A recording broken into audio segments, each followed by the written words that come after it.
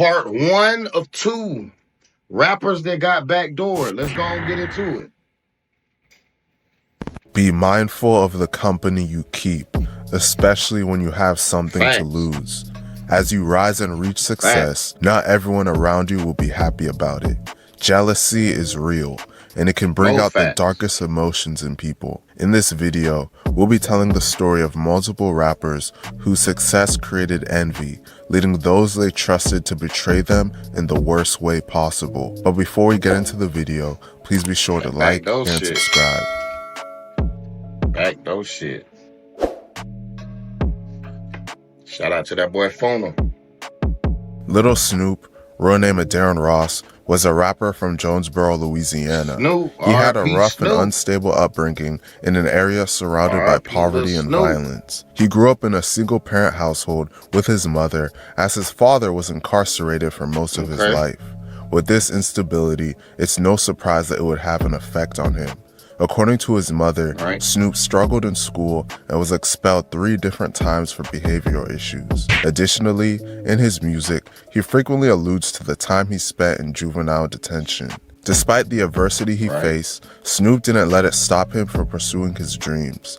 He started his rap career, and in 2012, he released his debut project called 16 and Runnin', the mixtape. As he kept displaying his talent to the world, he would eventually get discovered by higher-ups in the music industry. That same year, famous Philadelphia rapper Meek Mill held a concert at Grambling University in Louisiana. After the show, Snoop walked up to Meek's car window as he was leaving and gave him his mixtape. Meek listened to the music and was impressed, and eventually signed Snoop to his Dream Chasers record label. From there, Meek took Snoop under his wing, and his career began to take off. His next mixtape, titled RNIC, featured collaborations from well-known artists such as Meek Mill, DJ Khaled, Trey the Truth, Currency, and Big Papa. Little Snoop was well on his way to rap superstar. I don't lie, he was one of them niggas, man. When he started out, once he started getting them cosigns, that nigga was hot. He was on his way. That boy Snoop was gonna be hot, man.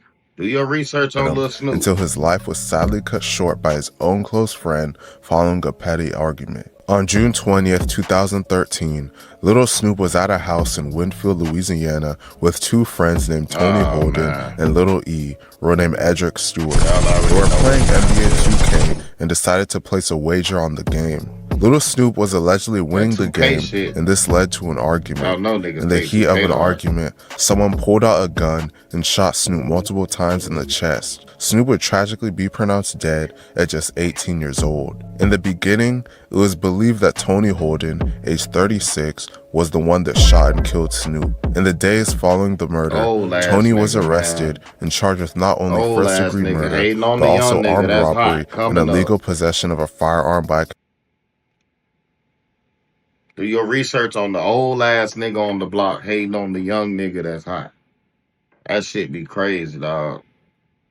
He ain't 36, he ain't old, but I mean, like, come on, bro. You got some years on these jits, bro. You shouldn't even, if you're doing anything around them jits, bro, you should be trying to steer them jits in the right direction, bro. If they ain't trying to hear it, then go on about your business, bro. But all this other shit, trying to kick it with them, skate with them, all this goofy shit y'all old niggas be doing, bro. Y'all niggas be, nah, bro. You supposed to be guiding these young niggas, bro. Not trying to be out here. Y'all out here calling these niggas little homie, big homie. You supposed to be big homie, but you calling him big homie. Do the math. Convicted felon. The following month, Little E was arrested and charged with manslaughter regarding the death of Little Snoop. Little E maintained his innocence and claimed that Tony was the shooter. However, in a bombshell interview, Little Snoop's mother claimed that Little E is the one that killed her son and that Tony Holden was falsely accused. Number 1, Tony Holden did not kill Snoop. It was Edric Stewart. That's the number 1 fact of all things. Police examined the ballistic evidence and determined that the ballistics from Tony's gun did not match the ballistics from the crime scene. As a result, his murder charge was dropped. Tony ended up serving 10 years in prison for the illegal possession of a firearm charge. Little Snoop's mother claims that police linked Little E's gun to the shooting. However, he was never convicted for this and was set free. Snoop's mom claims that corrupt police officers are preventing the case from moving forward. To this day, Snoop's murder remains unsolved, even though the police know the last 2 people that were with him when he died. That shit crazy, dog.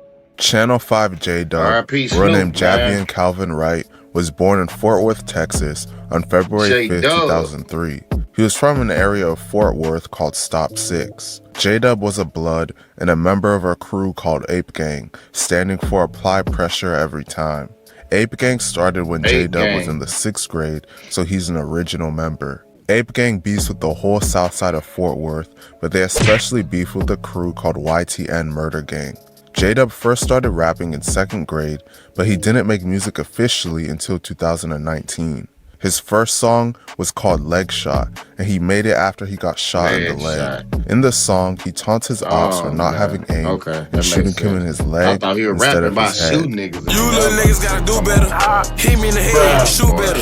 You niggas ain't got no aim. Shortly after this incident, J-Dub got locked up for 4 months. While he was in jail, his music started to gain popularity. J-Dub was wild and wouldn't tolerate anything he perceived as disrespect. He was known to have been allegedly involved in various shootings and robberies throughout Fort Worth. He said in an interview that his name was Channel 5 J-Dub because he and his crew... I ain't gonna lie, I am familiar with this name here, all because I be following the Mo3 shit. RIP to that boy 3. BG4L, all that shit, man. RIP that boy 3. So I am familiar with little homie J-Dub from out of damn Fort Worth area. But he's tell you right now, but these Dallas niggas, wow. That's all I can say, man. Wow. Put their ops on the news. J-Dub's rising fame and life in the streets will ultimately come to an end by the hand of a friend. On February 24, 2020, J-Dub was found in the front yard of a home on the city's south side at around 6:30 a.m. with a gunshot wound to the head. He would be officially pronounced dead 1 day later on February 25, 2020 at just 17 years old. J-Dub was wearing a mask, black gloves, and was lying near a rifle when the police arrived. In a shocking turn of events, one of J-Dub's own...